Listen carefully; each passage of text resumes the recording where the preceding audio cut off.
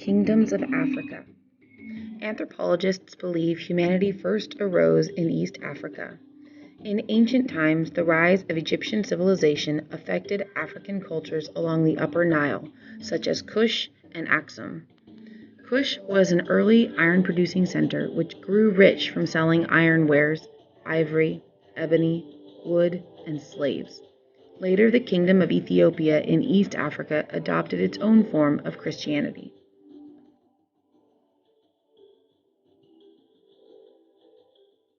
The gold salt trade. The dry Sahara Desert occupies much of North Africa. Just below this desert is a wide band of grasslands with some trees known as the savanna. The savanna stretches across almost the entire width of Africa, from the Atlantic to the Indian Ocean. It was home to large numbers of pastoral peoples, herding cattle and sheep. These people also learned to smelt iron and grow crops, and had complex communities with craftspersons, warriors, and traders. Below the savanna lay the tropical rainforests of equatorial Africa. The Sahara Desert acted as a barrier that separated the peoples of sub-Saharan Africa from the Mediterranean world and the rest of Eurasia.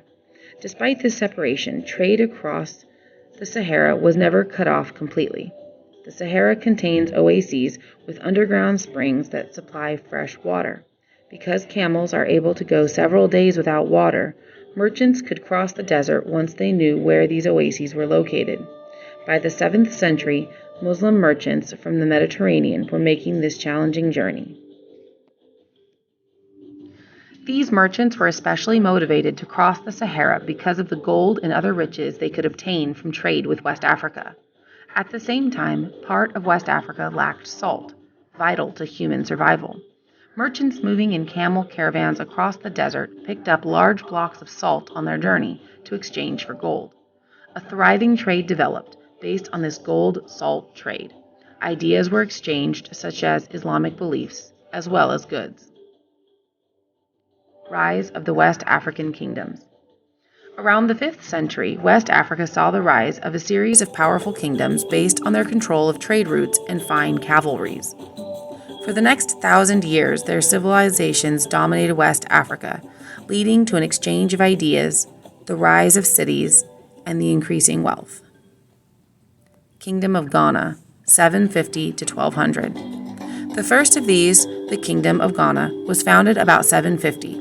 It developed in the region between the Senegal and Niger rivers. The people of Ghana used their ability to make iron swords, spears, and lances to subdue neighboring peoples and to gain control over West Africa's major trade routes.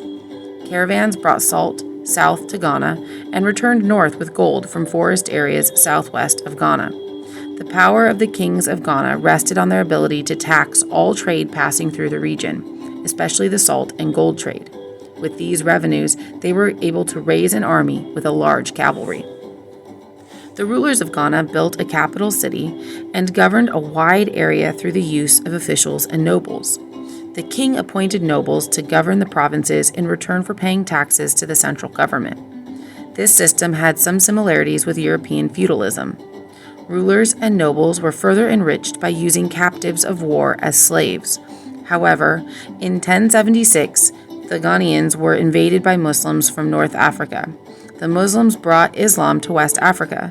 Ghana never fully recovered from this invasion and eventually dissolved into several smaller states. Kingdom of Mali, 1240 to 1400. In 1240, the people of Mali conquered the old capital of Ghana and established a new empire. Their rulers brought both gold and salt mines under their direct control. Mali's rulers converted to Islam, although most of their people did not adopt the Islamic faith and stayed loyal to traditional religious beliefs. Mali's most famous ruler, Mansa Musa, expanded the kingdom greatly. He made a religious pilgrimage to Mecca in 1324, also visiting Cairo in Egypt. Observers were impressed with his wealth. Mansa Musa brought Muslim scholars and architects back with him to Mali. Mansa Musa commissioned a palace and a giant mosque to be built in Timbuktu, a thriving trading center on the Niger River. Under Musa's support, Muslim scholarship flourished. Timbuktu became an important center of several important universities and attracted students from Europe, Asia, and Africa. Because of the importance of studying the Quran, many of his subjects learned to read and write. Arab traders, like Ibn Battuta, were impressed by Mali's wealth, respect for law, and the power of its ruler. It is through the extensive travels of Ibn Battuta during this time period that scholars know much about life in Africa and the Middle East. Later rulers of Mali proved less capable than Mansa Musa, and the empire collapsed in the 1400s. The Kingdom of Songhai, 1464 to 1600. In 1464, Sultan Suni Ali, ruler of the Songhai people, captured Timbuktu and brought the Upper Niger under his control. The Kingdom of Songhai became the largest of West Africa's 3 trading kingdoms. Like Ghana and Mali, Songhai grew rich from trade across the Sahara Desert. Songhai expanded its trading networks as far as Europe and Asia. The Songhai established an elaborate system of taxation and communications. Timbuktu continued to flourish as a center of Muslim scholarship, and many subjects were Muslim. Despite its riches and power, the Kingdom of Songhai lasted only 130 years. In 1591, the ruler of Morocco, hearing of Songhai's wealth, invaded West Africa. Although the Songhai army was larger, the Moroccans used gunpowder and muskets to defeat the Songhai, who fought with arrows and spears. Despite their military success, the Moroccans were unable to govern Songhai from such a great distance. When West Africa again split apart into a large number of independent areas, the fall of Songhai marked the end of the great West African kingdoms. Other African states.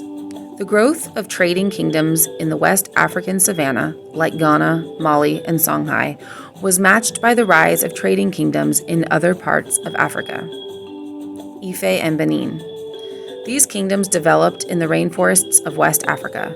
They became famous for their copper and bronze sculptures, which were among the finest of all African artwork. By the 16th century, Benin became involved in the slave trade. It traded captured persons from other tribes and exchanged them with Europeans for guns and iron goods. Zimbabwe.